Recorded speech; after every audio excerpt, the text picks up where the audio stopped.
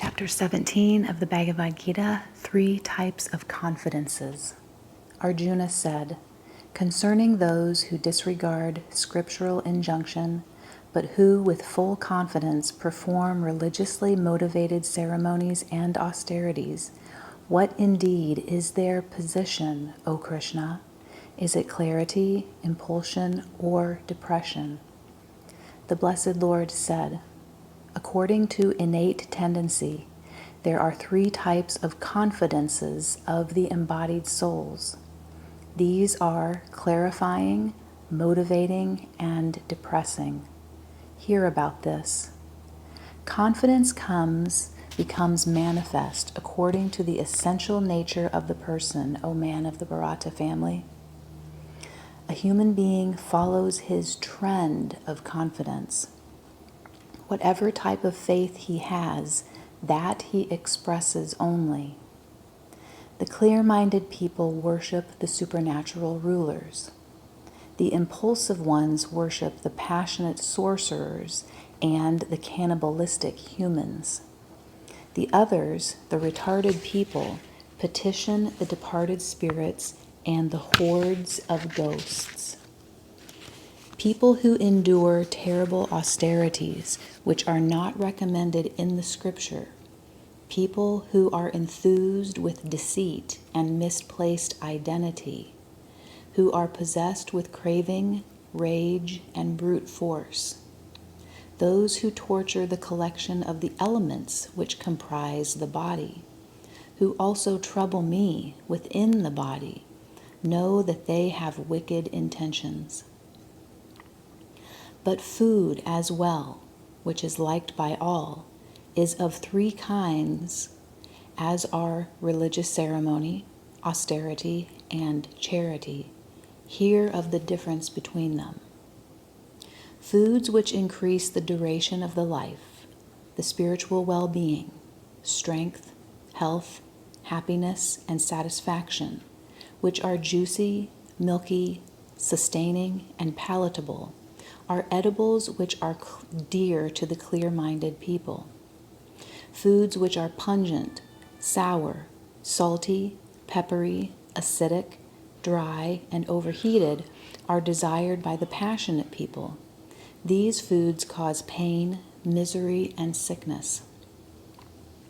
Food which is stale, tasteless, and rotten, which was left over, as well as that which is rejected or unfit for religious ceremony, is cherished by the depressed people. A religious discipline or ceremony in observance of the scripture by those who do not desire a benefit and who, while concentrating, think, this is to be sacrificed, is a ceremony of the realistic type. But when a benefit is kept in mind, and when the motive is to outsmart the deity, know, O best of the Bharatas, that the disciplinary worship offered is based on impulsion. When scripture is neglected, food is not offered, Vedic hymns not recited, a fee not given to the priest, and confidence is lacking, regard that disciplinary worship as depressive. Reverential respect of the supernatural rulers, of those who are qualified by the sacred thread ceremony, of the spiritual teacher, and of the wise man, purity, straightforwardness, celibacy, and nonviolence are said to be austerity of the body. Speech which does not cause distress and is truthful, agreeable, and beneficial, as well as regular recitation of the scriptures, is the discipline of speech.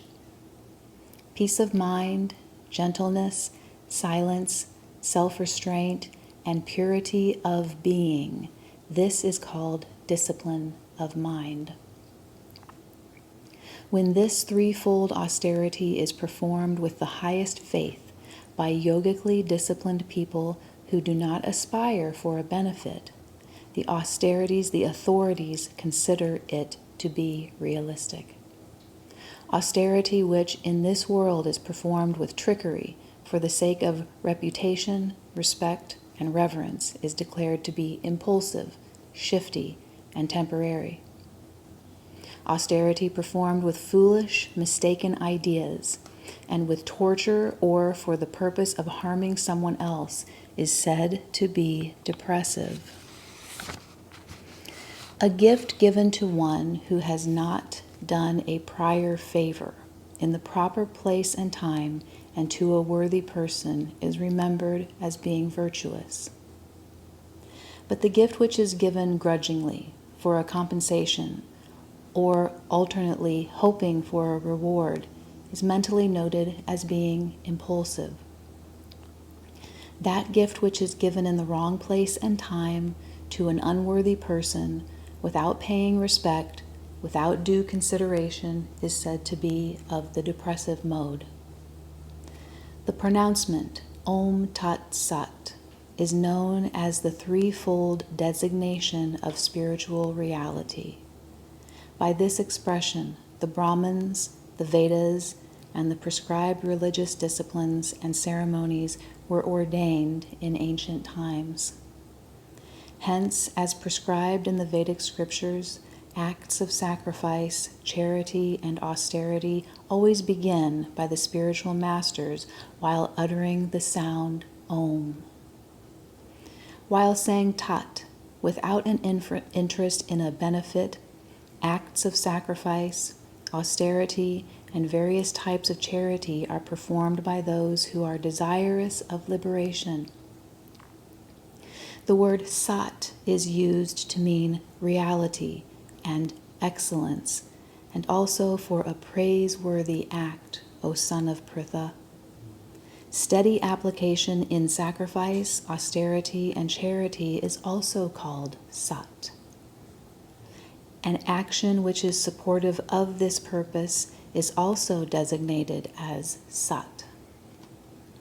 An oblation offered with a lack of faith and austerity performed in the same way is called Asat, unrealistic, O son of Pritha, and that has no value to us here or in the hereafter.